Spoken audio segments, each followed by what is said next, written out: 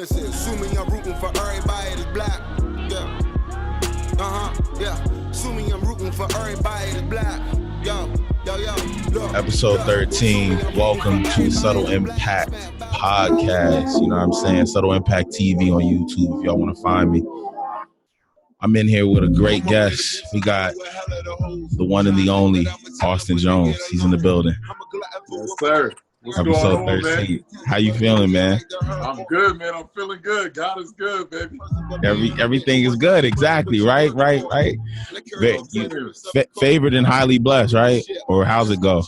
That's how I feel, man. Aside from this quarantine, that's the only thing. It's crazy, man. Exactly. It's nuts, but I'm good, man. Nah, I mean, that's good, man. You know, I wanted to get you on here. This is for all those who don't know, you'll know when the video drop, but this is a Black ownership episode, Black awareness, you know, however you want to take it. But, you know, as y'all can see, or, you know, just by the visuals, you know, we all for anything Black right now. We're not tearing down nobody. We're not going to go in here and, you know, say, you know, this about that person. I'm rooting for everybody that's Black. You know what I'm saying? Anybody out here getting it, anybody trying to figure it out, we on it. And we just want to shed some light on that today. So I thought, you know, no one better to do it with than the one and the only Jones. And this is his second time on the episode. You know what I'm saying? I'm glad to be back. I love it, man. I love it. Michelangelo in the house, man. Michelangelo in the building. Feel me? Feeling good.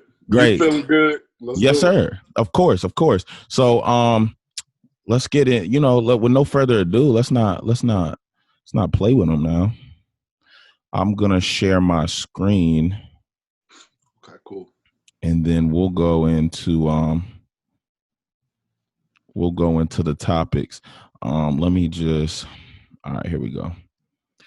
So we're gonna do what, I don't know if you're aware, but what we're gonna do is we're gonna go spin the wheel. Then whatever we land on, we go with. If we land on it twice, we just spin the wheel again, and then, you know, we'll go topic by topic based like that. Cool. Let's do it.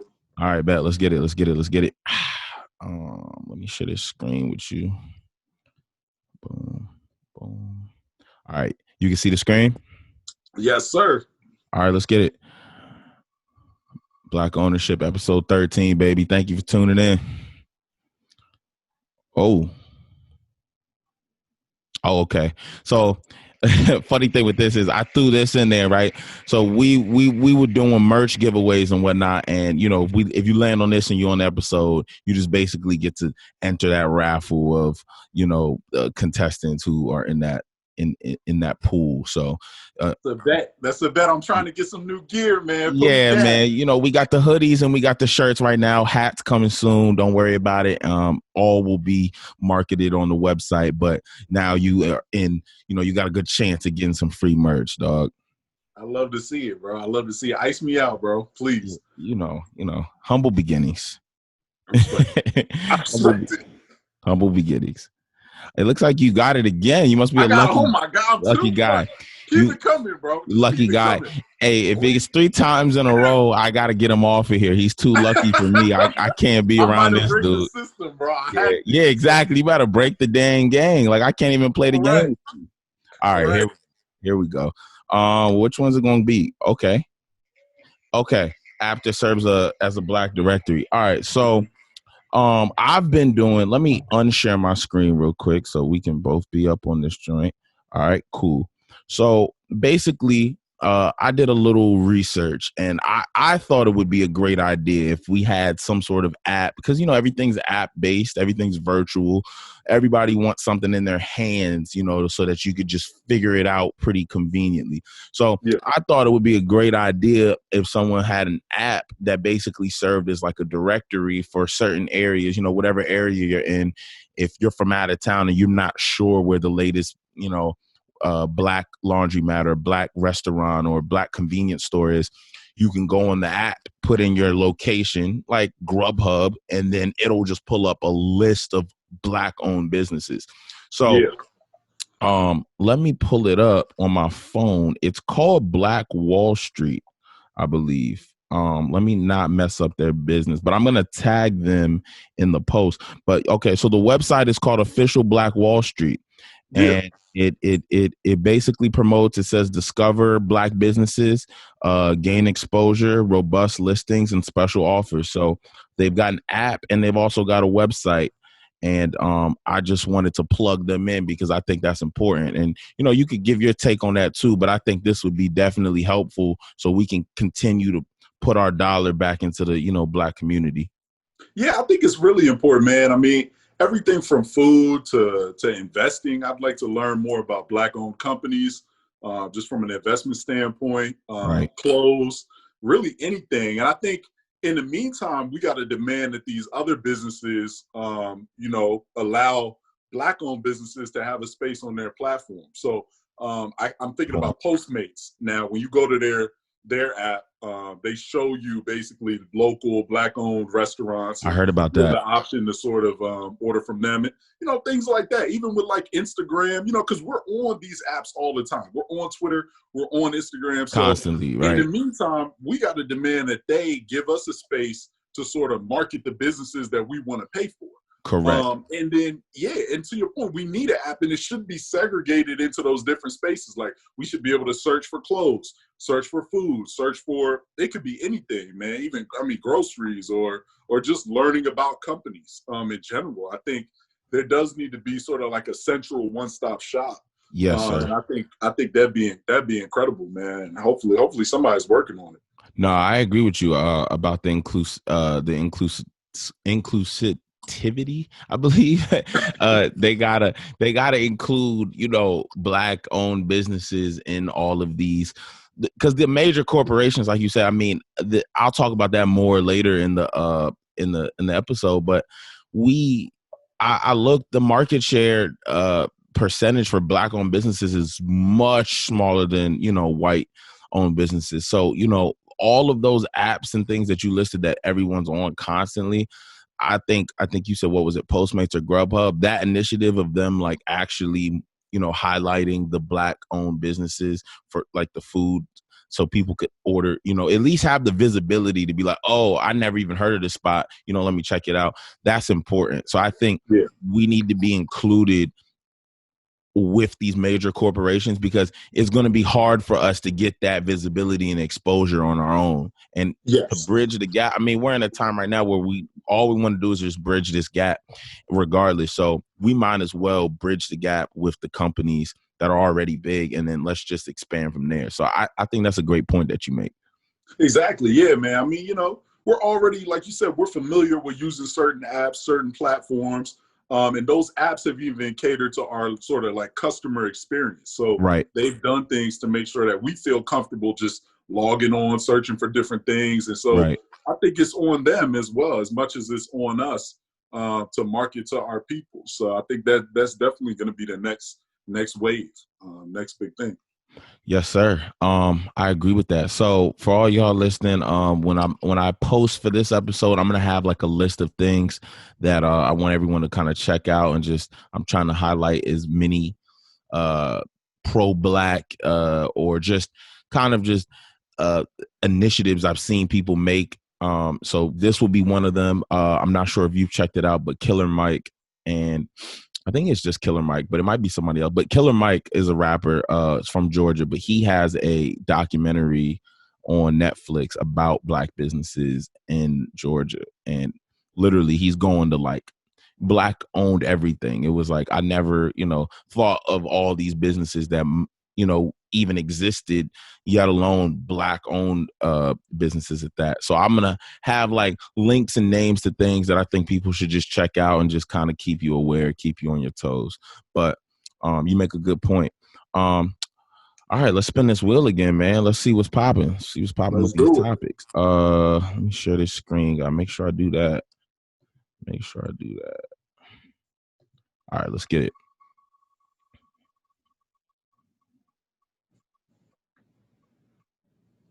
Oh, this is a good topic for you. This is perfect. Man. This is a nice little segue for you. Real estate. That's what, look, I've been waiting. Right. Let's get it. So yeah, real estate knowledge in the Black community. So let me stop sharing really quick. So this was a topic that was a little more near and dear to me because I think it's important to have an understanding of, what real estate and just what ownership with property means for Black people. Even if you just think back how many kids you've gone to school with, and they were probably, white kids who would say, "Oh, we're going down to our beach house this summer," right? Or like my cousin or my uncle's got this house in such and such, or this ranch here. Like there's so many things, like there's so many like historical things that you don't realize that have just passed down the family line that Black people aren't even like, that's not even a part of our heritage. We aren't really passed down land like that, so just thinking on it, you're so far removed from like the understanding of how important it is to own property. So it's something as simple as, oh yeah, me and my family are going down to such and such beach where my grandfather's beach house is. Like something as small as that. Like there's a lot of money and importance behind that property at that beach, so I think real estate is something that, one, I don't really think you're ever taught that. Like when I look back at school, like I don't think real estate has ever been a focal point. I think that real estate is something you have to kind of want to inquire about and go out and seek knowledge on your own. So, I wanted to bring it up here, and you're a perfect person for that because, you recently just entered the real estate game. So congratulations. And I think that you can shed light on, how important it is to actually own property and what you can do with that. And then not only owning it, but owning it in the right areas too. So this way it's more valuable. So yeah, you can go ahead and shed some light on that, man. Yeah. So when I think about real estate, simply put, for a lot of Americans, it's your largest asset, right? A lot of people put the majority of their money, whether it's through a loan or whatever, into a home. And so when you look at historically in the country, there have been so many things put in place, whether it's redlining, different tactics that loan officers have had to make sure that we don't get approved for certain amounts of credit and that sort of thing. All of those things sort of have played into today's wealth gap. When we talk about this gap between white power, white spending power, and Black, wealth, a lot of that comes down to real estate. And I think that's why now it's so important, especially for those of us in the position, to make sure that we're buying good assets, assets that are either going to appreciate, bring us cash flow. Some people do fix and flip. I mean, there's different ways to make money off of it. But just seeing is how much of a large asset it is. I just think it's so important that we take that on really, really as a people. And, there've been so many tactics. I mean, like I said, and even today, I see where there are different things that both agents and other people, right, in the community, things that people do to sort of keep us in certain neighborhoods, right, confined to certain places.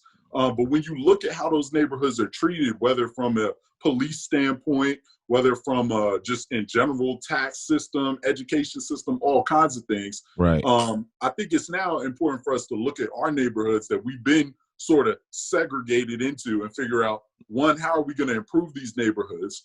Two, how are we going to, quote unquote, buy back the block, right? Because you've got white people that have moved into neighborhoods that we were in. Now we've been pushed out into other neighborhoods. How do we get back into those neighborhoods since they're hot? And we kind of have to spread out now, man. We got to spread out. I don't think we should be moving as a people to a place where we're sort of like segregated into certain communities and certain neighborhoods. We got to spread out, because that's the thing. As we've seen with white people, when it comes to gentrification, they'll come on our block, they'll walk their dog outside, run, skateboard, all of that. Yeah, they'll be in the hood acting like, like nothing's going on. Yeah, unbothered. And right. And unfortunately with Black people, sometimes we get to a neighborhood that has a certain, number of white people and we feel uncomfortable. And that really does affect our wealth, right? Because at the end of the day, Unfortunately, there's so many different cultures, so many different people that have a lot of spending power. We want to make sure our assets are valuable to everybody. So I'm all for spreading out, investing in our communities, and doing more to get our block back. Buy it back. Buy back the block, as they say. Seriously, man. I'm here that. for it. I know that people say buy back the block, and it's kind of like it's kind of like, you're play on words, or kind of just like sarcastic but serious at the same time. But seriously, we do have to buy it back. And not only, like, I think one of the points that you made that I want to touch on was, you'll have, that we see a bunch of gentrification in the DMV area, for instance, and all over. But since we live in the DMV area, you see it a lot.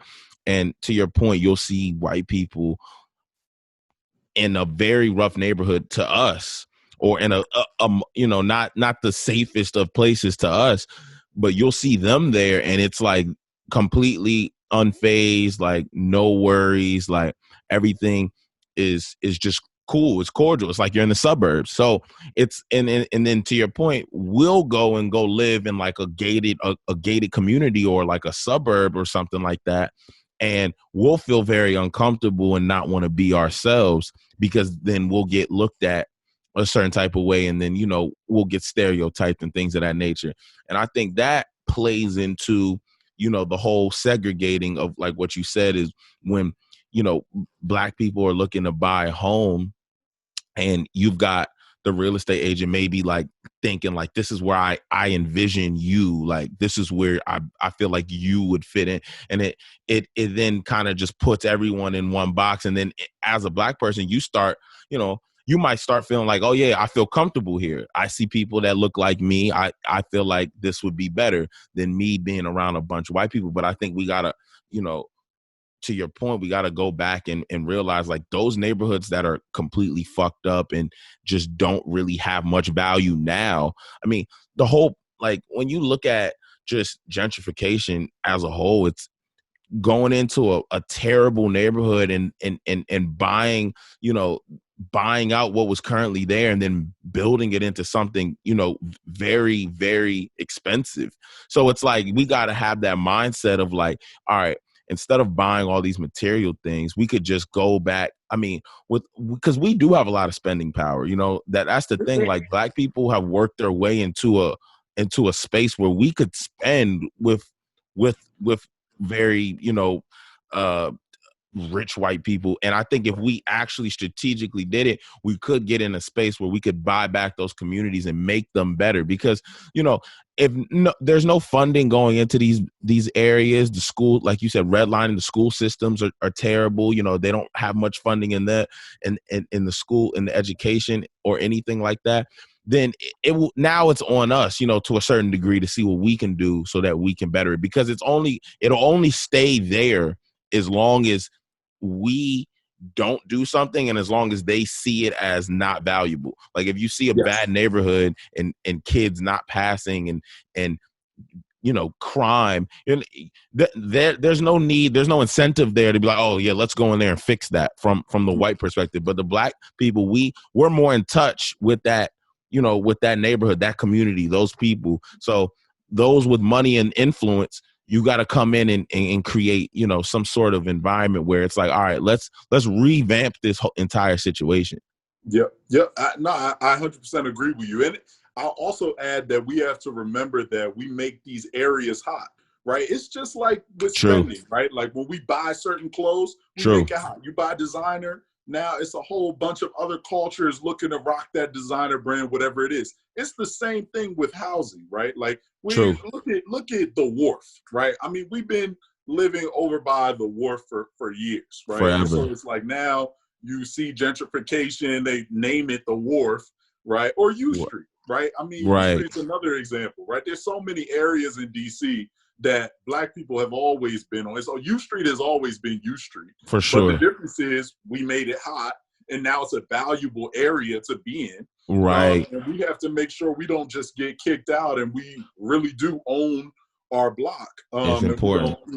We don't let anybody move us out of there. And so, I think that's going to be the next big thing for us. It'll be something to think about, and I'm trying to attack it That's why I started doing real estate For in the sure. first place, because I had so many questions about people interested in living in DC, interested in living in the MD outside area of Virginia. And a lot of it's expensive, but I'm like, man, I want to be able to play my part in helping to make sure people can get back into those neighborhoods. And we're not just moved into others. So yeah, Correct. I think that's it, man. That's a good take, man. I like that. Well, look, I mean, free promo for you. If any of y'all interested in buying, or if you're just interested in general, holler at the kid, new real estate agent. He's gonna get you right. He's gonna put you in a good position. So Hit me up, man. Hit me up. I all take right. all calls. It doesn't even have to be about real estate. I Right. talk That's with what I was people about to say. Visa and credit and You could talk about whatever you would like to talk about. It's however you want to take it, whatever direction you want to go. This man will definitely steer you in the right way. So, let's go on to the next topic. I think we covered that joint. That was a good one. I like that. Let me share my screen. Keep forgetting to do that. This virtual thing, man, it's different. This is cool, man. I'm like, yeah, right. It's different, right? Oh yeah, because like you've had the luxury of being able to do both. You did now. This is the virtual podcast, but you did the one, in person too. So that's cool. That's what's up. All right, what we about to get? Ooh, okay. Black owned awareness. All right.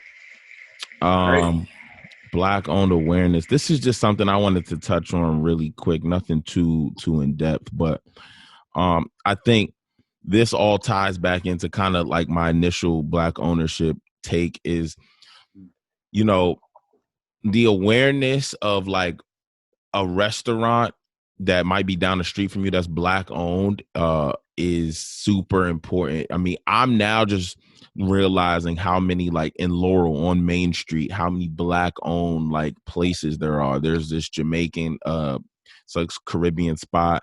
You've got barbershops, a barbershop, I should say, that's Black owned over there. You've got multiple different things. There's a juice bar over there. I believe is Black owned. Don't quote me, but there's a lot of different things. So there's just like so many things around you. And like when you're a kid, you're naive. Like you not even naive, really. You don't know any better. You don't know anything. So as you get older, you have to go and seek this stuff. It's not always going to necessarily be put in front of you. The big corporations, the mass corporations that we see, those are, white owned companies. And at the end of the day, they have the dollars and, they have the capital to push their business. A lot of Black owned companies, I know a lot of people say, oh, well, I want to shop at a Black owned retail shop, but they charge me so much, or, the prices are a little more. But you got to understand, it took a lot more money out of their pockets to start this. The startup cost for a Black owned business is a lot higher than, some of these white corporations and these white companies. So they're in the red, whereas you have a lot of white companies that are getting funding and invest, like they have investors already bought in. So their process is smoother. You're not trying to make back so much. So once you realize what it takes to start up a business and how much that takes, you start to somewhat understand, like, the person is charging me a little bit more to make back all that they've spent. And although as a consumer that hurts, if you do your research and you understand the company that's basically selling to you the service or product that they have, you might feel a little less reluctant to be like, damn, I don't want to pay $30 for this car wash when I could go get it for $12 over here. But I mean, for whatever reason, that Black car wash might be charging $30 because, the customer service is better, or, they do need to make back some of their money. And they're in the red more than, the white car wash just charging $12. So there's a lot of reasons behind things. And I do understand sometimes it might come off like, dang, why are Black owned things so expensive? But I think having the awareness that these things are at your, they're available, there's no need to, like, as you get older, like I said, depending on what age you are, if you're listening to this, you can now go and find out what's out there for you that serves you, that's Black owned. You know, like I said, when you're growing up, you're going where your mom or dad takes you, and or your cousins or your grandfather, your grandmother, and you don't have much control over that. But as you get older, you can start to seek out certain things. So, you know, Mad Cow in Laurel, great Black owned restaurant. I think that's a great spot. I live in Laurel. I'm driving past that a lot, you know, before it was introduced to me. So, you know, knowing that, it's like, okay, maybe I might just take my money there as opposed to BJ's, you know, which is a franchise that's, you know, I think it's owned by, you know, white people. And there's nothing wrong with, you know, putting our money at a white owned business, but we have to understand that to uplift one another, it's important to support. And that's what I go through with starting a brand and starting, you know, a movement of some sort. You got to get support from you would like to have support from people like you and, you know, or anybody, to be honest. But it's important when you're in touch with people that are similar to you, and then, you know, you can grow from there. And I think that we have to just be more aware and let people know. Word of mouth is the biggest thing. That's what I tell people all the time. If I post something, it's like tell a friend to tell a friend, because if I'm just posting it and you appreciate it, that doesn't help expand the business. That doesn't help expand the brand. That's just a directly from me to you, and it stops there. There's no networking from that point. So, you know, that's why I just want to stress, you know, Black owned, you know, brand awareness is great. So, you know, shout out to all the people I know starting up either clothing lines, multimedia, doing video production, web design. I mean, I know a lot of people doing a lot of different things. So, man, shout out to everybody who's doing that. And I always suggest, I got my girl Lacey, who does cupcakes and pastries. You know, like, everybody's doing different things. So, you know, I'm big on supporting, and that's what I think. You know, maybe this topic should have been just Black owned support, like in terms of supporting a Black owned business, and then that creates awareness. You know, yeah, I think you make some good points, man. I mean, so when it comes down to price, right? Because I've heard that argument before, Black businesses are more expensive, this and that. Yeah. It's based on quality, right? Yeah, but that quality is all relative. Quality is based on what is for you, right? It's your perception of quality. So when we talk about businesses that are by us, for us, these businesses are not only created by Black people, but the products and the services are created for us specifically. Therefore, I always perceive the quality to be better than if I were to go to a lot of white or other, you know, culture, you know, other businesses. At the end of the day, I mean, when I think about any Black owned business that I've supported over the past week or 2 weeks, man, the quality, I mean, my boy has a wing spot. Y'all, shout out Y'all Jerk. You told me about that. These are incredible, right? These are like some of the best. I mean, the quality is just insane. The quality's there, yeah. And it's the same thing with whether it's a hair salon, barbershop, whatever it is, right? Or a brand, right? Like, the quality is just impeccable. And I think, like, that just can't be understated, man, because it's like when you're spending that extra $5, extra $10, you got to really be real with yourself. And, you know, you got to say, look, at the end of the day, this product, this service has been tailored to me in such a way that it's worth it. I don't care what it is.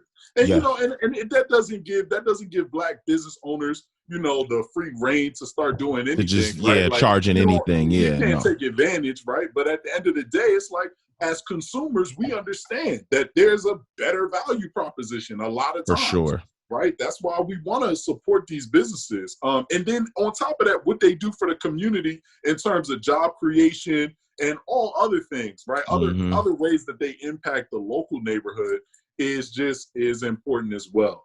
So, you know, and that's the whole thing. It's like, in America, you always talk about, we support Amazon and support big business because big business creates jobs. Well, it's the same thing in the Black community, right? You got to support big Black business or Black business in general, because those businesses are going to create jobs in our community. It's the exact same thing, man. So I think it's the same thing.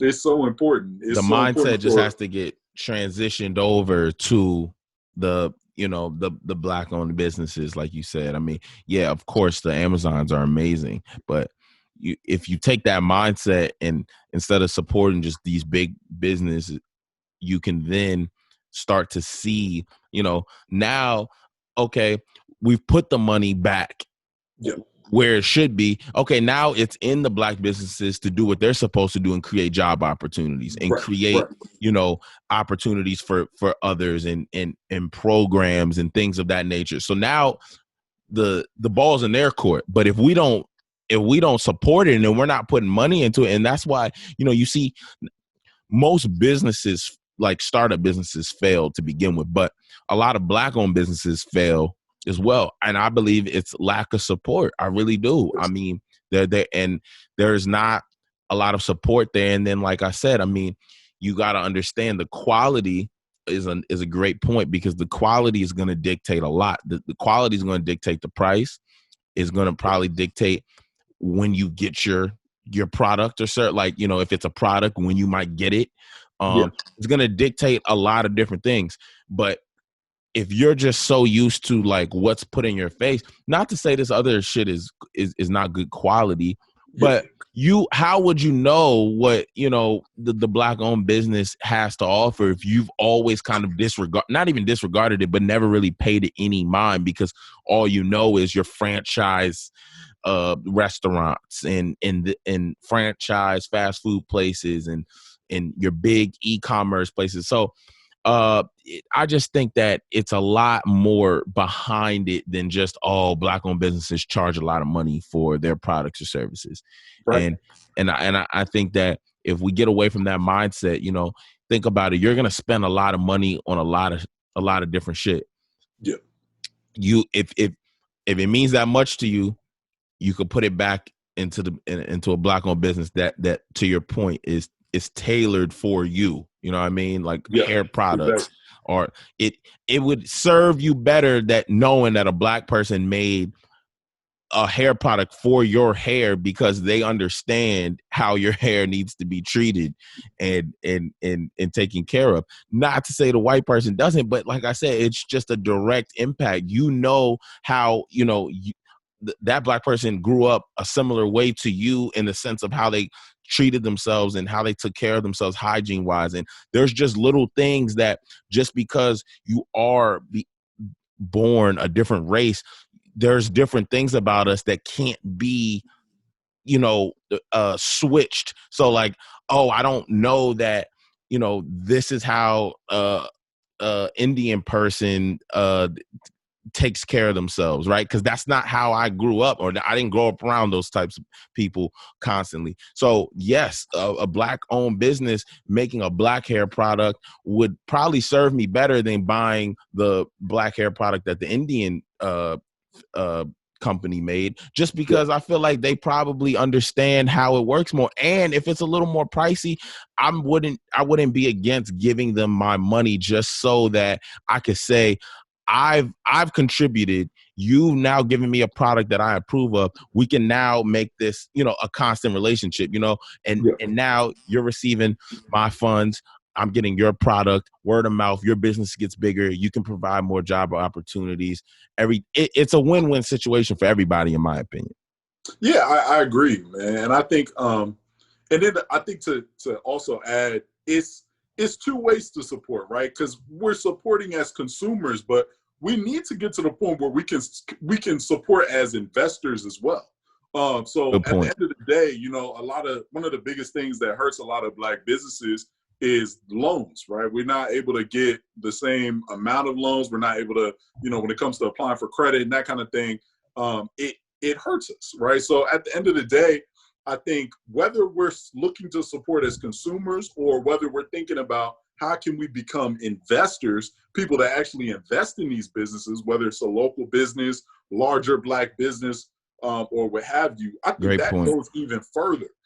Because that's something else that we see that causes a lot of Black-owned businesses to struggle. And I just think that when I'm thinking about it, it's like, oh man, like I'm thinking about Urban One on Juneteenth and some of these Black-owned businesses that just shot up. And it's like, man, if we had our money into that, because I feel like a lot of that might have been outside white investors thinking, oh, Juneteenth, let me dump money into this Black-owned Let me dump money into it, and they get a return on it. And it's not to say it's disingenuous, but it would mean more. it would mean more coming from a Black person with the funds to invest in it. And I would love to do it. Like you said, not just like being a consumer is going to help the business grow, but being an investor is also going, because then often what you'll see is the investor, since they've invested so much money at this point and they're expecting a return, they also now have demands and they have criteria that they want you to, meet. Because, okay, I'm giving you this much. Like, I would like to see you do this with the company or change this, little things. So I think it would be good to just partner together and invest in Black businesses to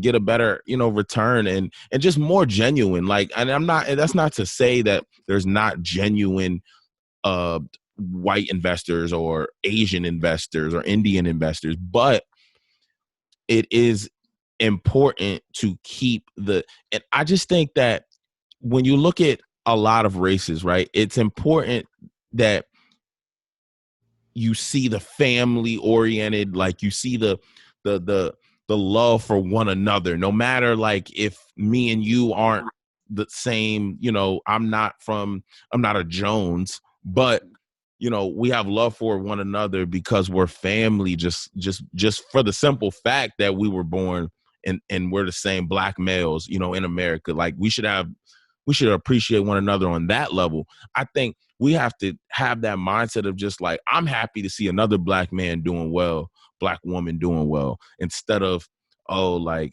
he's doing well, she's doing well, like, what do I got? What I'm saying? That mindset takes so many people away from investing in a business that has potential, but just needs that little extra to take it to the next level. Or you don't support it because you are afraid that it might surpass what you got going on. Yeah, exactly.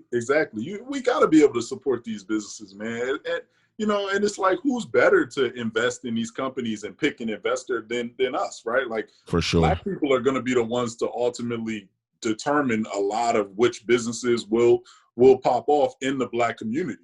And then when it comes to white people that are looking to understand these businesses, we need to be the middlemen, right? Or the middle women. Sure. We need to be the ones that are kind of like, hey, look, these businesses, they've done this in the community. This is how the Black America is receiving this sort of product or service. Right. This is how much money I think you need to invest in this company, right? And it's going to start with, first we got to lead by example, but then we're kind of like, we're setting the path. So I think it's definitely something for us to consider, because, the whole Black-owned business movement has just become so much about consumerism, right? It's like, take your dollar and spend it on a Black-owned business. But really, you might want to also think about actually giving a Black-owned business a loan where you can get a return, they can get a return. And then on top of that, when you get that return, you're now seen as more knowledgeable about the community, knowledgeable about this set of businesses. I think it's a good strategy, and it's something to consider, because we need to gain credibility too. Sometimes, right? We get credibility, and it's like sometimes we need to save our money just as much as we need to spend.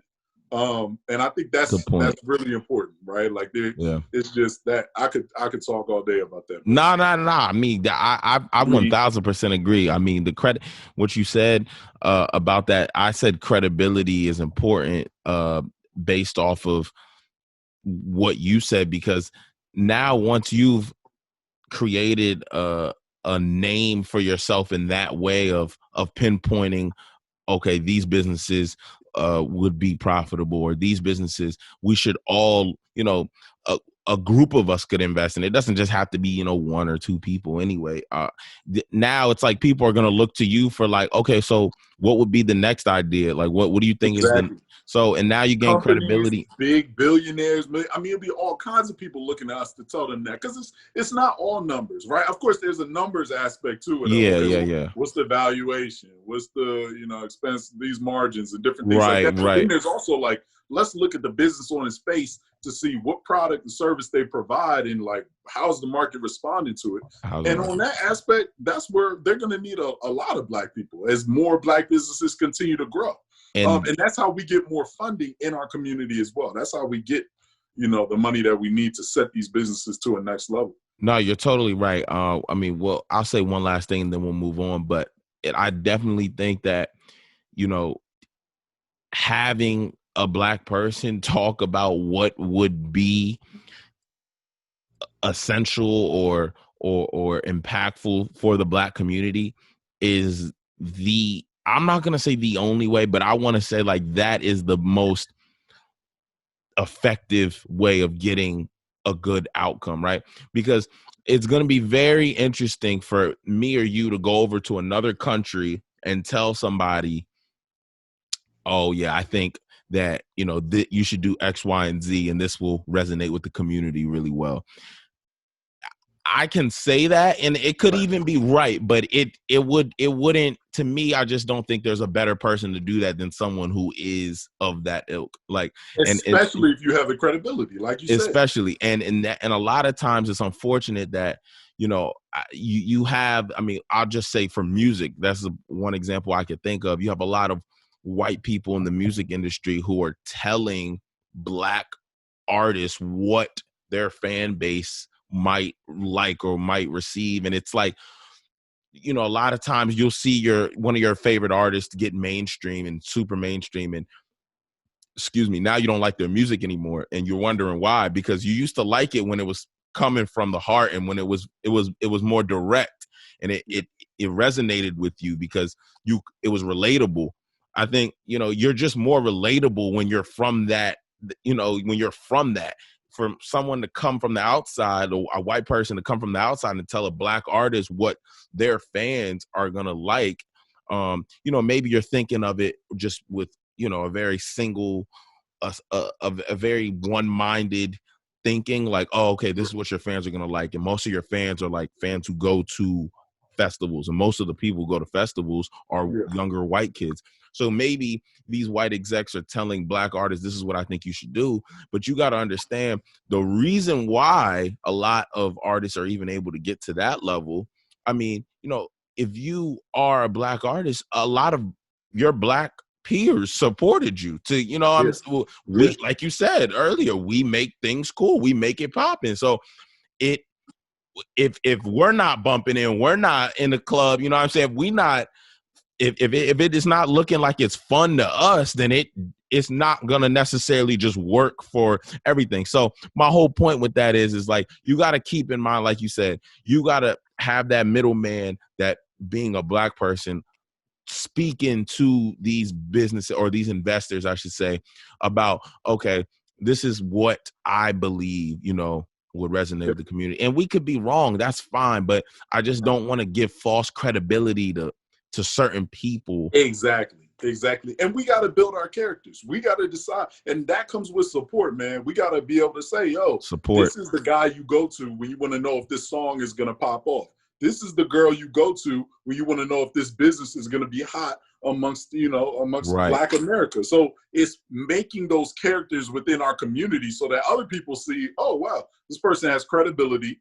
They made these calls in the past. Right. So maybe this is somebody I should bring into my boardroom when I want to decide if I'm going to put $10, $20 million on a business, right? Or more, right? Seriously. And it don't have to be someone who's polished, you know. Right, exactly. They don't care how polished you are. It's about, are you credible? Do you have a track record of actually providing like valuable knowledge on, you know, on music, on business, whatever it might be. And so if we can brand that correctly, I think that's the next wave. For sure. I agree. All right, man. We bodied that joint. That was our best topic so far. We bodied good. It's interesting, man. All right, let's spin this wheel again, brother. Right. See what we got. Oh, we did that one. Mm-hmm. Yeah, we did this one. Spin this joint again. How you feeling? You good though? I'm good, man. I'm feeling good. Feeling good? Yeah, man. Everything's everything. Good. Okay, understanding the value of your dollar. Yeah, this is definitely something I wondered. So, shopping at Black business, we've pretty much kind of, you know, tackled. So understanding the value of your dollar, that's something that I'd rather touch on. And what I mean by that was, I think often, like for me, I'll take myself for example. I've spent money before. When you're young and you make money and you don't have a lot of overhead, you don't have a lot of costs, you know, you can get in this mindset of like, well, what else am I going to spend money on? So you just spend, right? But you Yeah. don't understand like the value of the dollar, you know, even saving sometimes, like my mindset on saving as I get older gets better, because like when you're young, you don't, you know, typically have a huge goal. I mean, sometimes some people do, but like even when you're young and you do have a goal in mind and you have, like I said, you have a lot of money and you don't have a lot of overhead and costs, there's nothing that stops you. You know, you don't have any huge responsibilities, maybe like a kid or, you know, a family that you're supporting, things like that. So you find yourself spending, and like the value of your dollar is very important, you know, to look at $300 and be like, dang, I don't have shit. It's like, you don't realize like $300, it might not be a lot to you in that moment, but $300 down the line could do some things. And you could take 300 and make six if you go about it correctly. So if you look at the 300 and it's like, damn, that's not shit, I'm just gonna go and waste it or do whatever, you're undervaluing, you know, the dollar. And also you're not really truly understanding what you could do to, in terms of the ones that we know who have a lot of money, like the millionaires, the artists and the entertainers or whatever, the business people that we know, like sometimes even that, like if we're them and we're buying Rolexes and Richard Milles and Lamborghinis and yachts and shit, and it's like the value of your money is like just diminishing because you're just buying material shit that has no return. Truthfully, you might be getting more money based off of what you wear and what you promote and what you're talking about in your songs, but you could do so much more with it if you actually put it in the community, right? Or put it in a business and then see something from it. I think that's the problem also that I feel is like, you'll hear that people have donated this and donated that, but where is this money go? Like, I want to see, like, if I'm donating $1 million to this foundation, I want to see something done. I want to have something tangible to speak to. Like, I don't want it to just be like, oh, I donated and now it's like I can just say, yeah, I donated this amount to such and such charity. So I think it's important that we're actually holding people accountable. Like, if you donate to your alumni, you want to see the damn building built, or you want to see the technology improve. I don't want to give back to my school and then it's like, well, hold on, I gave y'all such and such 5 years ago, and I mean, I don't see anything different than when I graduated. So that's what I mean by like understanding the value. I mean, look, Black people, we're responsible for, I think it's over $1 trillion. It might be like 1.2 or 1.3 trillion dollars in spending. Visa knows it, MasterCard, all these big, whether it's a credit card company, which I work for, or whether it's a bank, everybody knows that, especially in certain markets and industries, we are huge consumers, right? But the thing is, right, it's like, that's power. There's power in being a consumer, right? So when things happen in this country or in general, when we want to see things change, we have to really hone that power and make demands. But the problem I think we're having is just leadership. It's like we have to find the right people to guide us. You know, I've heard a lot of people talk about, oh, let's boycott this company, boycott that company, which we should. But we need a leader, you know, or leaders within the community to guide us the right way. I think like Juneteenth was great.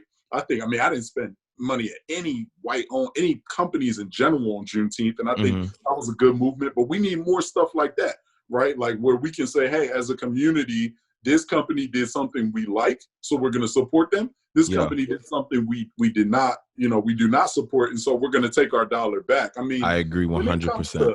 When it comes to luxury items, when it comes to beauty, so much, you know, hair, oh my gosh, like we're the biggest consumers. Shoes.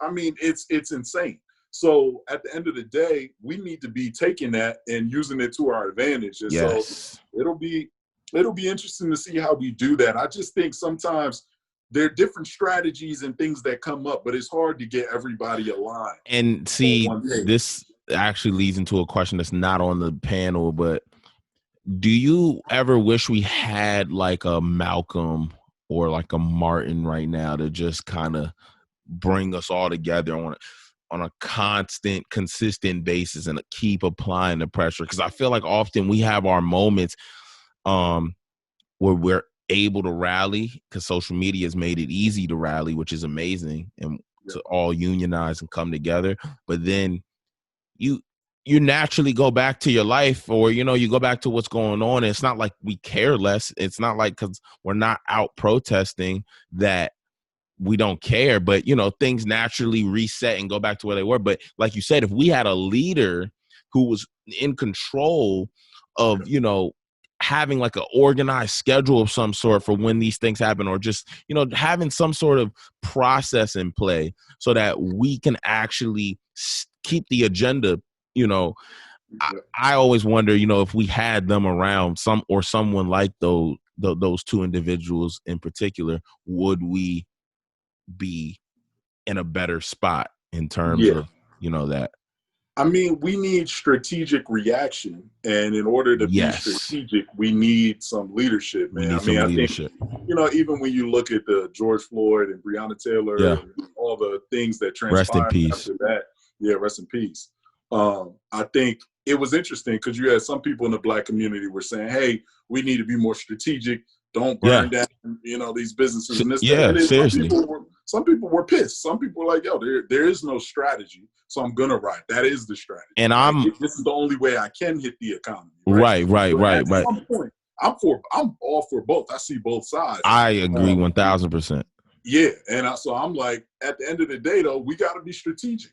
If we're gonna ride, we need to be strategic about how we ride. 1,000%. If we're gonna boycott, we need to be strategic about how we boycott. Yeah. Whatever it is, we just need, like you said, we do need. I don't know if it's one leader, and I don't know who it'll be or how we'll come to that consensus. But we need a path to follow, because too often, when it comes to reacting to things in this country, there's so many Black people. We've grown so much as a people. Our culture has expanded so much. We can respond to something 10, 20 different ways. It's not to point fingers at, oh, well, you're responding this way, you're responding that way. We all can respond different ways. It's just about figuring out the best way to respond and make sure we're all on board. That's what we don't have. And, it's been, people are tired of just, these responses that don't really do anything, right? Correct. But that's what you're going to have when there's no sort of organization. So I agree. No, I do. I think I really do want something. I mean, I don't necessarily think I'm that person to lead that way. I could definitely be someone who would contribute, but I don't per se see myself as like a Malcolm X or a Martin Luther King. But I know there's people who are not even more passionate than me, but they have more historical knowledge about things. Like, I'm not even the most knowledgeable on everything that's taking place in this country that we don't learn about, and what's currently going on in legislation and all of those things. So I would love for someone to take the initiative and get that started. And like, because, like I said this on a company call when we had one of these awareness meetings or whatever. It was at my old job. And, inclusion. Yeah. I mean, I appreciate, safe space. I appreciate those initiatives. Don't get me wrong. It's better to do something than nothing. But what I will say is this, I express that oftentimes this police brutality happens, or a Black person is even murdered by a white person who's not police, George Zimmerman. You have Ahmaud Arbery, rest in peace. You have, someone who's jogging and, gets killed by people who aren't, they're not even police. So it's just, we're not safe in general, but you often find yourself hearing that story and then it gets swept under the rug, and then we continue to go on. And, some white people would like to say that, they're not in touch with it because it doesn't really affect them, So when the George Floyd situation happens, it's in your face. You're at home. You're in quarantine. There's nothing you can do but see it. But when everything else was going on prior to this, I mean, we've had numerous cases before George Floyd, and it was just so easy for everyone to pick up their lives and keep going. I mean, we were out protesting. We were out saying the same things. You know, it's the same story over and over, and it was easy to sweep it under the rug. So I think that's why we really need to have a leader or some sort of, you know, direction, and not even just one leader, group of leaders it could be. So this way we can keep the agenda pushed and people can't sweep things under the rug. And it's not just white people. It's everybody, you know what I'm saying? And like I said, it's hard for us. I told my mom this, I'm like, it's hard for us to just be out there protesting every day. You know, you have a life too. And it's difficult. It's tiring. It's tiring. And we've been protesting for hundreds of years. You know, like protesting is like bare minimum at this point. It's like, that's why you see people setting things on fire and going crazy. And like, there is no more like, I'm going to sit back and not do anything. It's like, you guys are going to listen or we're going to have a problem. And I think this is the first time America like felt it, like, in my opinion, the majority of America. You still have a bunch of people who could care less. And to you, shame on you. I won't even say nothing bad on you. It's just shame on you. You should be ashamed. But we definitely need in the Black community, like some sort of figure. It doesn't have to be a Malcolm X. It doesn't have to be a Martin Luther King. It could be a 2020 version of both of them combined. Just some sort of direction, because if we continue to do what we do and then, you know, we don't follow up, we're not holding the agenda to where we would like, then it just, you know, it kind of, it fades away a little bit, not to us, but to the masses. Yeah, absolutely. It's interesting too, because Black culture has become a lot more critical of our leaders and the people that we give a voice and a platform to. I agree. As we've had to, because so many people have tried to manipulate Black celebrities and Black, you know, voices in our community, and they get up here and some people completely embarrass themselves, right? So I think, you know, when you talk about cancel culture and this whole thing, we're in such an interesting time because everybody has a voice. But the question is now becoming like, who is really qualified to speak on certain things? And then it's like, how do you identify the people that you should be following for what? But let me ask you this, right? Let me ask you this. If you were back in the Black Panther times or with, you know, in Martin Luther King era as well, how did those people who, you know, they're following, how did they buy into Malcolm and Martin? You know what I mean? Like, what was their process of thinking like, okay, this person is credible. This person is suitable for this figure that we hold so highly? You know, I think it was based in religion. And I think religion kind of started with a baseline for different standards of how to treat people. How do we want to be as a Black people? What do we think is wrong about what's going on in this country? I think it started with religion. I mean, Martin Luther King was a reverend, right? I think Malcolm X was also, you know, he was involved with the Nation of Islam and all of that. So I think it started with religion, and we have to establish a standard as a society. Right? Ooh, that's a hell of a statement, and it's a fact. We don't have any standard for what we follow, what we believe in. You talking about Black people or people in general? Really, it might be people in general. I don't want to just, you know, you don't want to, just Black people. Yeah, I think it is. It's an issue that, you know, we're having, but part of it is just like, there's so many things being brought to the table that need to be brought to the table. It's now a question of, okay, like, how do we balance all these things to sort of establish our baseline? Because as more things get brought up, as more issues get brought up, there's going to be more people on different sides. For sure. Like, you know, I mean, previously we were talking about basic Black human rights, and we're still talking about that, which is unfortunate. And there's still people on different sides. But now it's not just about Black rights, right? We talking about the people with disabilities, LGBT. There's so many other groups and so many other causes that we have to now take on. So now it's like figuring out, how are we gonna strategize, bring everything to the table, and get everybody on the same page so we can keep moving forward. That's really the biggest thing. And I just think once we establish that baseline of, hey, this is what we all stand for. These are the things we're all on the same page about. Yep. Then we can go forward and make a lot of progress. And so I think previously religion kind of gave the civil rights movement some sort of a standard, a baseline to start with. Now we need to establish our own baseline, because there are things outside of religion that have come up now that we now have to, we got to think about. We got to make sure it's included and involved. So I really agree with you. And we'll wrap this topic up, but I really agree with you in terms of like, we need to establish some sort of, you know, what's the agenda that we're pushing, you know, and I know there's so many issues in this fucking country and within the community and with other communities. And then when they collide, it just be, you know, everything. But there's a lot of different issues. But at the end of the day, let's push one thing, get it to a good point, and then start to work on the next. And, you know, that's where I feel like we need to go with things. You know, let's not get too all over the place. You know, we're pushing this agenda and this one and then this one, and then we're all trying to push the same one at the same time. It just I know there's a lot of problems. Like I said, I get it, but I think we need to, you know, focus on one and, you know, tackle the rest accordingly. That's my take on it. Yeah, we gotta have a strategy. Yes, sir. You know? Yes, sir. We gotta plan this stuff out. So. All right, man. We body that joint too. I like that. I think we got two more. Yes, sir. Black market share. Okay, this was actually the one of the two. Yep. So black market share. So I did some research prior to this. Let me pull that up.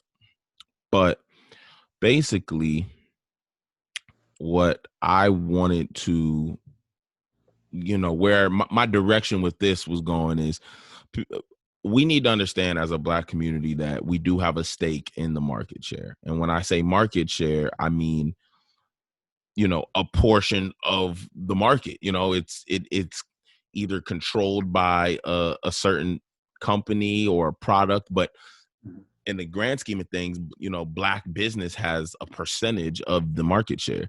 So it is not huge either. So I did a little research, and apparently, you know, these numbers don't surprise me, but data from the Small Business Administration indicates that just over 19 million businesses, or 70.9% of all U.S. businesses, are white owned. Blacks own about 2.6 million businesses, or 9.5%. And Latinos own 3.3, or 3.3 million businesses, or 12.2%. So if you look at that, I mean, if you know, if these numbers are accurate and if this source is credible, and I believe I got this from Forbes. Yeah, I mean, black people own less percentage of businesses than Latinos. But by a little bit, you know, about 3%, 2%. But the point is with that, I mean, we still have a piece of the market. Of course, it's nowhere near. I mean, white people have 70%.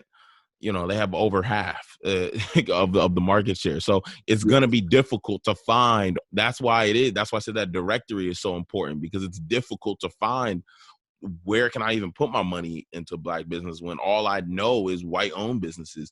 But I think it's important to know we do have roughly, I think I said, 10% of the market share. So it's important that we, 9.5%. So you want to make sure that's on your mind, and just understand that that's important. Now, what we have to do is add to that, you know. So back to one of your points is like, you know, not just being a consumer, because like you said, we are huge consumers. Let's now actually build our own, so now we can push our products and services out into the market, and you know, that gives us more leverage in this situation. I think that's a good point. I think we got to start to think about one, how, like you said, how do we expand into certain areas of the market, right? Because there's certain areas of the market, right, in general, that we've always had a pretty good hold in, right? So there have always been a lot of Black businesses that specialize in insurance, right? Or a lot of Black businesses focused on hair, right? These have been things, even like music labels, like record labels and things like that. These have always been Black-owned businesses. So one, we need to figure out, what have we been doing well that has kept us relevant for this long? And how do we expand businesses in those industries?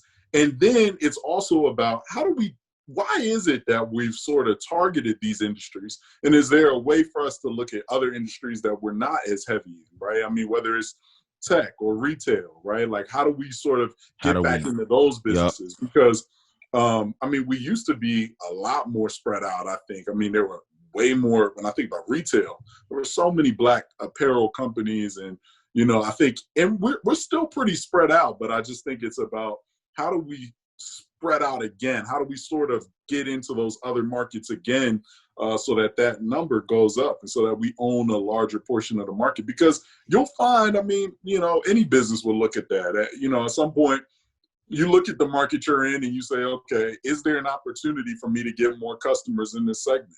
Can I get more people to buy my product or service in this area? If not, then you've got to look at other segments. You got to say, okay, how do I expand into these other areas? What's something else that I need to be doing? What does my business need to focus on so that I can touch a whole new customer base? Because maybe as Black people, we're spending all the money we can in insurance, all the money we can on Black, you know, hair salons and Black barbershops, and we're spending all the money we can at Black record labels. So now it's like, all right, well, we got to figure out how we can get our money to be spent in other areas where maybe we're not right now. So I think it's just keeping that balance across all different industries. And not being afraid to attack those industries, because sometimes we may think, oh, well, there's a huge player in e-commerce, I'm not going to try to compete, or whatever it may be. And so, you know, it's something for us to consider. No, I think you bodied that segment by yourself. I agree with everything you said. I don't really have anything to add to it. I think you hit it head on. I just feel like you do have to start asking yourself those questions. How do we get into certain markets? And it's difficult to enter into certain markets, certain areas. You know, we just by on paper numbers, there may not be that many Black people there. So like whatever your product is, it might not really tailor or serve that our community, but you know, you can find a way to integrate it, you know, and I think that's also another thing. Sometimes, you know, we're very prideful people, and we should be, you know, it was a lot for us to even get to where we're at right now. But sometimes we can put some of the pride away to partner with others, as opposed to feeling like that you need to come to me. You know what I mean? Like because that mentality will always, not always, but a lot of times it'll run people off, scare people away from working with you, scare people from investing in your business. You know, if they view you as someone who's a little reluctant or like very strong-willed, it's like, oh no, you're not going to listen. You don't really have any middle. It's either up here with you or it's nothing at all. So, you know, but in terms of market share, we got to look at those numbers, and we got to look at, okay, well, you know, if it's Latinos, African Americans, and then white people, and on that list we're last, when we need to start figuring out like why, you know. And of course there's more, there's a lot, it just in terms of numbers, there's a lot more of others than us, but you still have to ask yourself, like, you know, because we have the tools in front of us sometimes. Some people have it more accessible than others, but we can make things happen for us if we really put our minds to it. So I definitely think that Black businesses can flourish. But my biggest takeaway from this episode, for me, is support. It's something that I can't stress enough. I already know, just based off, you know, we have products for our brand, but I don't even like push that to that degree or market that. I'm just more so pushing a movement and like a way of thinking, and just kind of just that type of energy. And, you know, it's hard to get people to support you in that aspect. So it becomes harder and harder for support from just people in general once you start asking them for, you know, financial, you know, gain. Yes. It just becomes a little more difficult. But I don't want to discourage anybody who does have something like it. I saw someone post the other day, you know, that they were tired of like making their prices lower or having people come to them, ask them to charge less or try to work something out less. It's like, my price point is my price point. I'm not going less than this. This is what my service is worth. And if you can't afford it, then that's okay. But like you said, quality is important. Right, bro. And I think it'll become easier to support too as we start to spread out, right? Because it's like, too many times as Black people, we don't want to go where we haven't gone before, right? We're looking to start a business that's similar to a business that another Black person has started. Or we're looking to do a job, work somewhere where another Black person has worked. But we now have to get into the mindset of going into, even with real estate, going into neighborhoods where we've never been. Yeah. Going into jobs where we've never worked. Starting businesses that we've never started before, because it's a lot easier to support when we're spread out, right? Because it's unrealistic for me. You know, it's like, if I know 10 Black carpenters, right? I probably, in reality, I'm probably only going to spend my money on one, right? Which I only need one. Yeah. But at the end of the day, right, if I know a Black carpenter, I know somebody that's you know, they're a Black, they do TVs, or they do, you know, they make mattresses, and they're in all these different spaces. It's a lot easier for me to spread my dollar around. But as a people, we have to get in the habit of being able to say, you know what, like, I don't know anybody that started this curtain business. I don't know any Black-owned curtain company, but I'm going to be the first person to start it. And then me, as a Black consumer, I can say, you know what, you have my dollar. Because this is just an area I was already going to get credit. I was already going to spend money in this area. And even if I wasn't, it's not like, you know, I'm just piling money. I'm supporting 10 people in the same space. So I think that's a message I just want to give, is just like, don't be afraid to go where no one's gone before, even from a job perspective, right? Like, too many times we're like asking our friends, like, you know, oh, have you worked there before? What's the culture like? Right. It's important, right? But like, the culture at all these jobs is all, you know, it's, I mean, let's be honest, right? Sometimes it's not great. But at the end of the day, I'm not going to Visa because, I mean, I didn't know any Black people at Visa when I went. I went there because I'm trying to open the door for the next group of Black people to step into that door, right? That's what I'm doing right now. I just got off the phone with somebody. I'm helping him get through a case so he can get hired at this company, right? Because that's what we need to be doing, right? Whether it's real estate, starting a business, what have you. So I just think that's something we gotta think about, right? No. Spread out, spread our wings, because it's a huge market.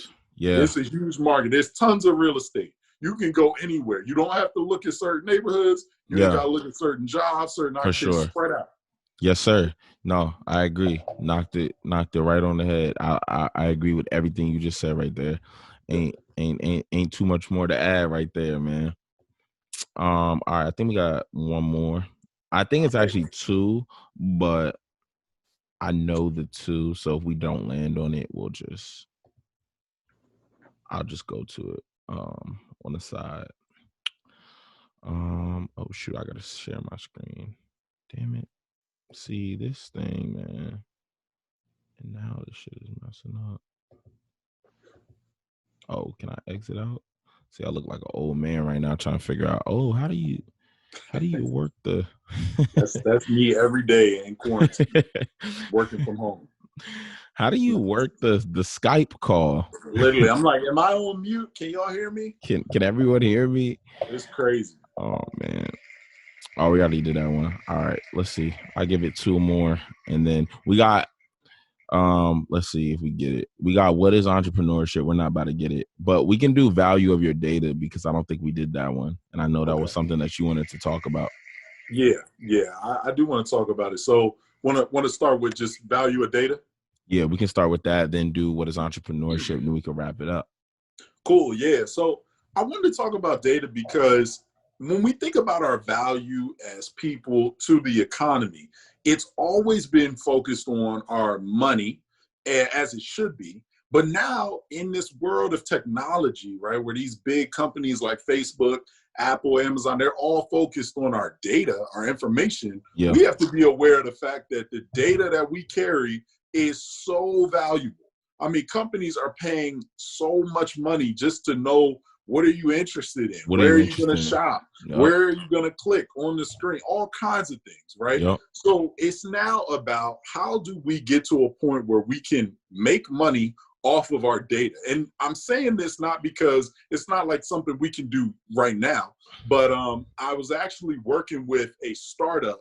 It's this lady starting it up, but basically it's a company that is going to be focused on making sure that it's Black owned, making sure that Black people can profit off of their data when it comes to larger businesses. So Okay. I'll send you the information for that. But Yeah, that this sounds is interesting. like the new wave, man. It's, your data is gonna be like your dollar, bro. It's literally gonna be Seriously. valuable. It's already valuable. I mean, damn, bro. When I'm thinking about Bro, it's all the crazy. companies that make No, money off seriously. me on Instagram, all the shit I've ordered from just tapping a button, Tapping and a going button. somewhere, it's They crazy. know that they're inside. It's like they're in here. They Yeah. like they like, Yes. hey man, this technology shit, and just like you said, data. I mean, your data is just as valuable as a dollar. I mean, at this point, I mean, and it's like, it's now being exchanged and sold. You know what I mean? Yeah. Like, your data is being sold. It's a weird concept to think of, but that's what it is. And that's why, you know, social media has always been, I've been kind of hesitant to embrace it, because I don't know. I just always felt like that's too much to give to eyes and bigger companies that are looking into this shit and trying to figure out, you know, just on a surface level, social media is a lot to give to people that you don't know, followers and people you follow and things like that. Just people around your way that you don't know. But then on a bigger level, you got massive corporations trying to figure out, all right, like, you know, let's buy their data and then, you know, figure out how we can market to them, and we'll put this ad on their screen, and of course they'll like it because they've tapped this 20 million times in the last 30 days. All these fucking algorithms and number. I mean, the shit is different, man. So it's important, like you said, the value of your data is very important.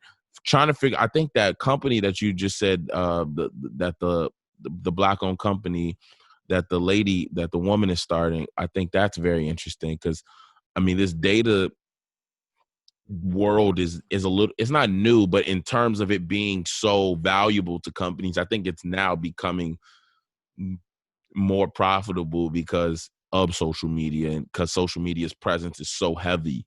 So I would definitely be interested in her company, just to see, you know, how do you, because I don't know how to leverage my data just yet. You know, I'm not really sure.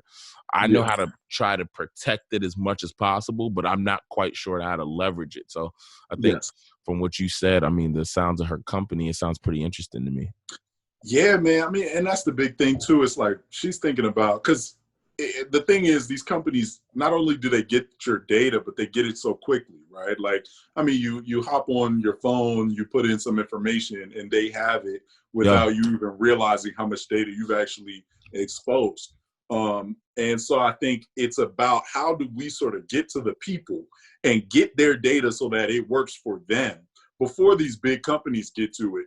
And they start profiting off of it. And maybe if we get to the people fast enough, to consumers fast enough, we can make sure that everybody is profiting from that data. So it's, I mean, man, and it's just like, you just don't even realize sometimes how easy it is to just expose certain information. I mean, people tell me all the time, because I just post things on my Instagram. And I've had people DM me like, "Oh, you can't post that. That guy's got this guy's email on that email, or you're posting somebody's name and it's private." And I'm not even conscious of it, right? Because I'm just going through my day to day. But it's something I'm trying to get better at, because it's just like, man, you don't even realize all the things we sign into, all the things we watch, literally down to like where you click on a screen. I mean, literally is getting collected.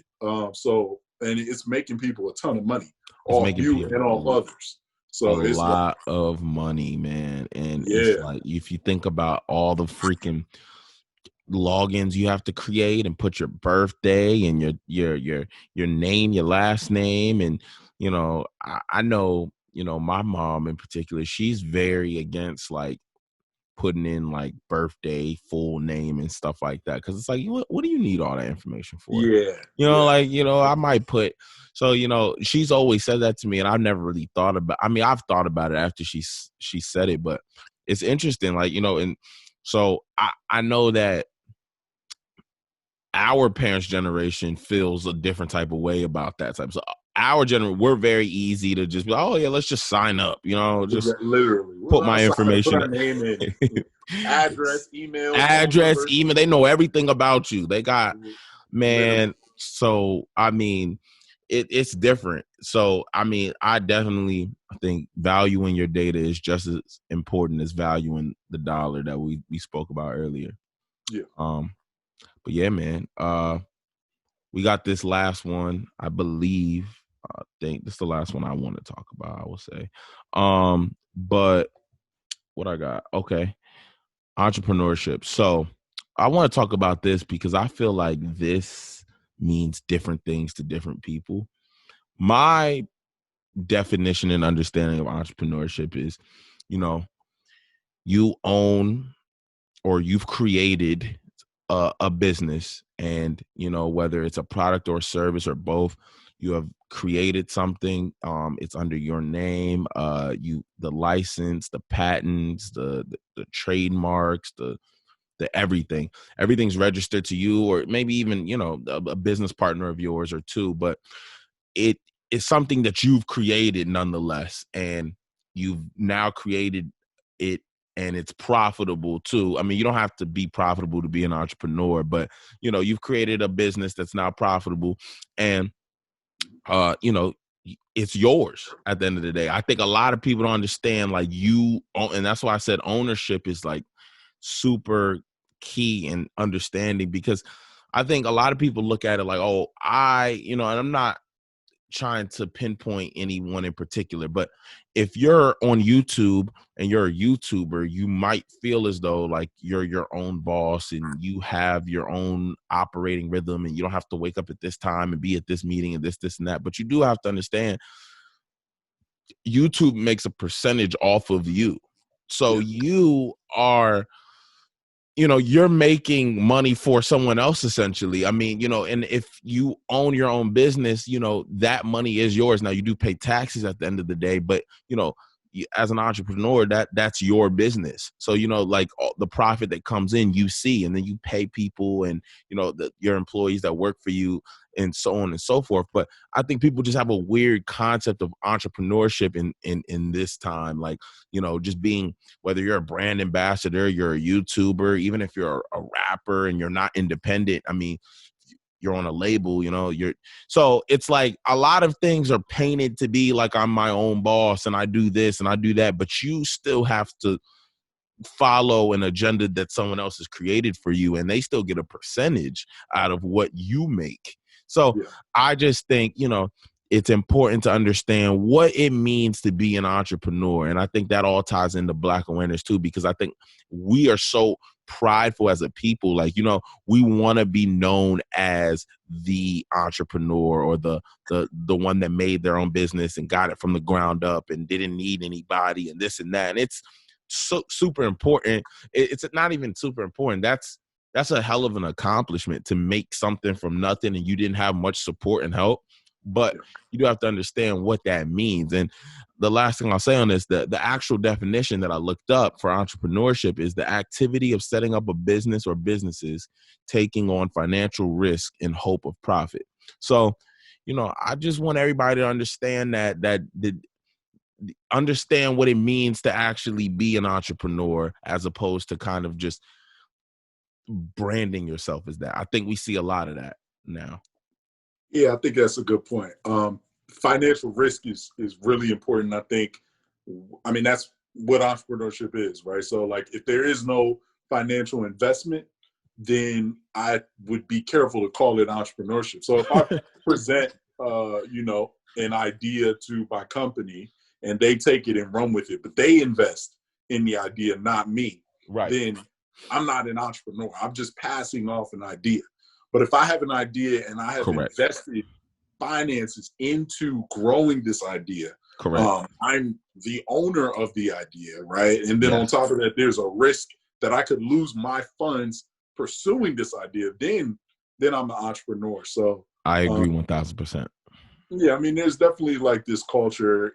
I see so much this war of like people trying to be entrepreneurs, and you got some people that are like anti-corporate, and you got some people that are corporate anti-entrepreneur. It's like it's nuts, right? It's a weird time. It's a very weird time. But I think the thing with entrepreneurship is you have 100%. I mean, starting out, you have 100% of the equity in your company. So if your company takes off, you have a great idea, you're the man, right? Or the woman, right? You're it. So I think that's something something to keep in mind. But there's so many ways to start your own business, right? You could and we just got to keep that in mind, right? Because you could start a business, you could buy a business, you could invest. If you own more than 50% of a business, then you're the majority owner. Yeah. Even if you're just a shareholder and you don't own more than 50%,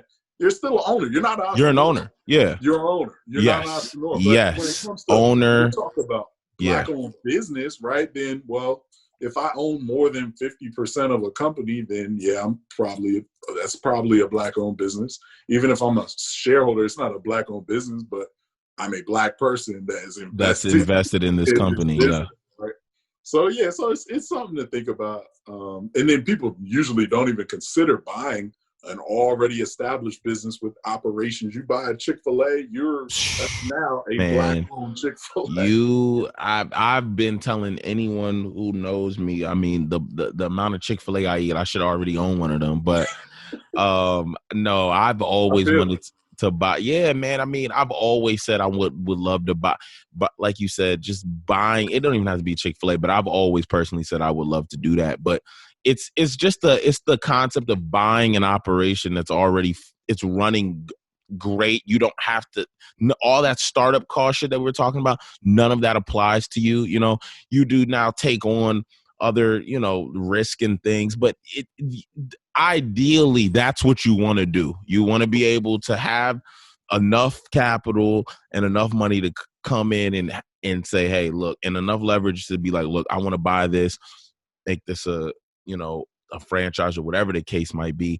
And now you don't really have to worry about all of the things that I was saying earlier in terms of startup cost and having to charge people certain price. All of this stuff is already set. I mean, you can alter it, to a certain degree, but all of this stuff is already set. So that's really where your head should be. To your point, you should really just want to be looking to purchase something that's already running itself.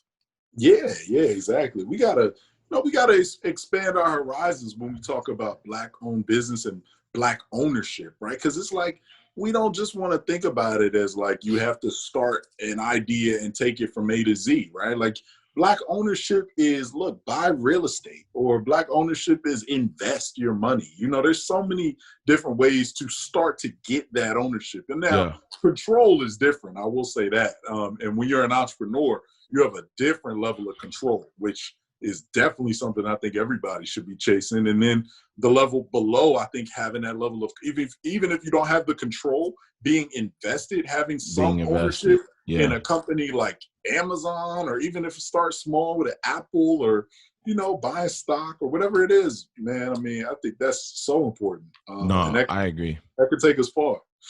Yes, sir, man. Well, I think that concludes our Black ownership awareness episode, man. Yes, sir. I just want to say thank you as always. Great.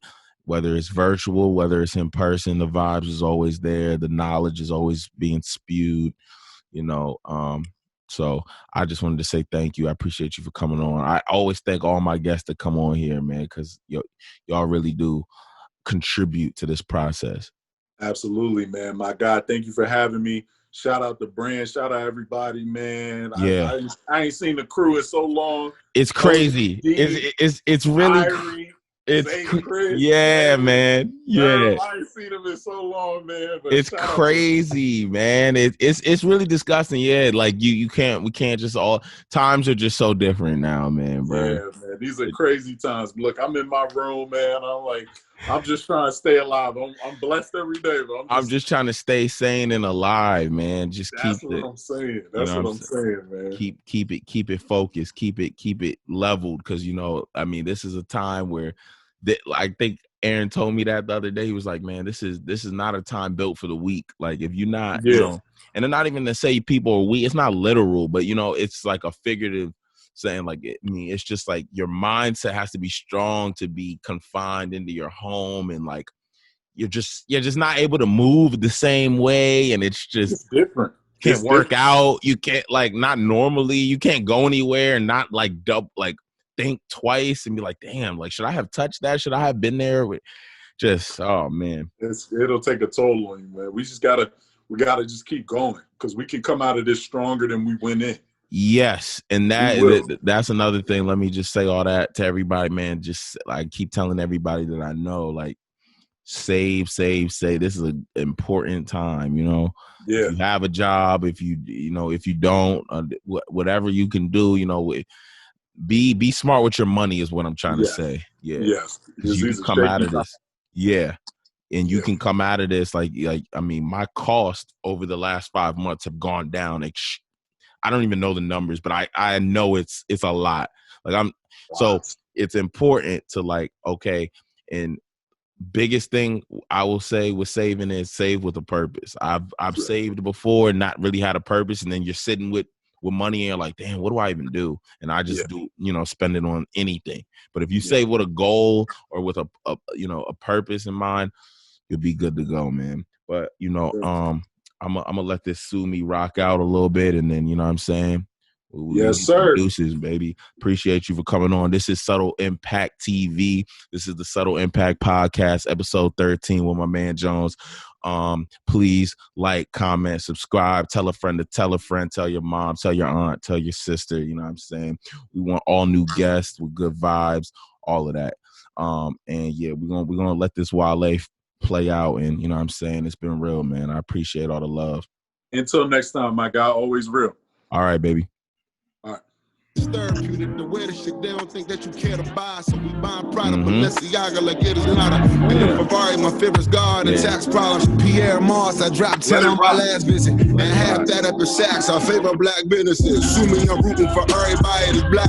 Everybody that's black. Everybody. You feel me? Sue me, I'm rooting for everybody that's black. Yo, look. Sue me, I'm rooting for everybody that's black. Smack about 2 racks on handmade do rags. Sue me, I'm rooting for everybody that's black. That's everybody from sports to college class to rap and back. Oh, singing Kelly. All right, bro. All right, baby. I'll talk to you. I appreciate you. All right.